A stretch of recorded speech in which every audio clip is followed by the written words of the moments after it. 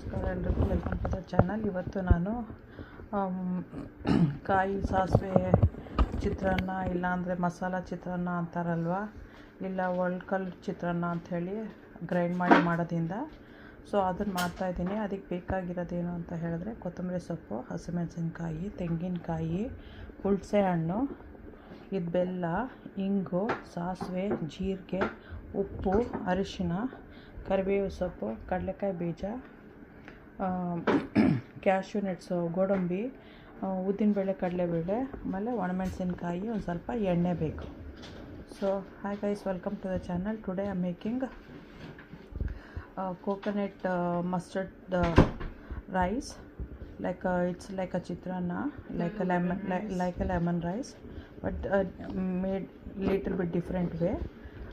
For that I have taken cilantro, green chili, coconut, tamarind soaked in water, and this is jaggery, asafoetida, mustard seeds, cumin seeds, salt, turmeric, curry leaves, peanuts, cashew.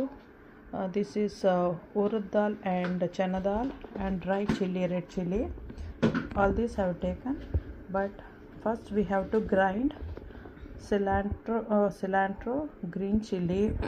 Yeah, jalapenos though. Jalapenos, because I did not have the green chili, and some curry leaves, coconut and jaggery, and some mustard seeds.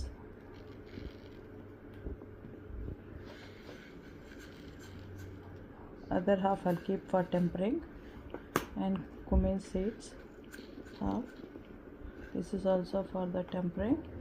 Then all this one will grind with little bit of water, not fine like a coarse. ಸ್ವಲ್ಪ ಇದನ್ನೆಲ್ಲ ಹಾಕ್ಕೊಂಡು grind ಮಾಡಬೇಕು. ಇವಾಗ ಇದರಲ್ಲಿ ಕೊತ್ತಂಬರಿ ಸೊಪ್ಪಿದೆ, ಹಸಿಮೆಣಸಿನ್ಕಾಯಿ, ಆಮೇಲೆ ಜೀರಿಗೆ, ಸಾಸಿವೆ, ತೆಂಗಿನಕಾಯಿ, ಬೆಲ್ಲ, ಇದಿಷ್ಟು ಗ್ರೈಂಡ್ ಮಾಡ್ಕೋಬೇಕು ತರ್ತರಿಯಾಗಿ. ಆಮೇಲೆ ಬೇರೆ ಮಾಡೋದನ್ನು ತೋರಿಸ್ತೀನಿ. ಎಣ್ಣೆ ತೊಗೊತಾ ಇದ್ದೀನಿ ಅದನ್ನು ಇದು ರೋಸ್ಟ್ ಮಾಡೋಕ್ಕೆ. ಆಗಲೇ ರೈಸ್ ಕುಕ್ ಮಾಡೋಕ್ಕೆ ಇಟ್ಬಿಟ್ಟಿದ್ದೀನಿ. We have to keep the rice to cook already. We have to add it in the end. So first I will be taking oil also, then grind all this one, then add that.